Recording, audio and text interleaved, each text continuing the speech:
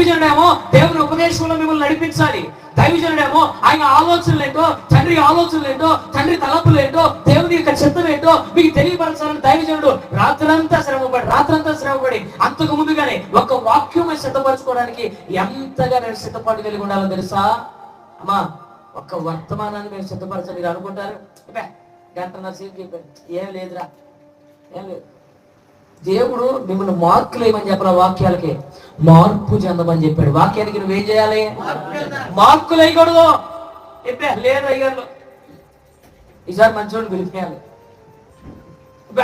అంతకేం లేదు. వీళ్ళు మళ్ళీ బైబిల్ పండితులు, మరి కొంతమంది మాట్లాడే లేదండి ఈరోజు అంత ఏం లేదు, ఈరోజు అంత వాక్యమే లేదు.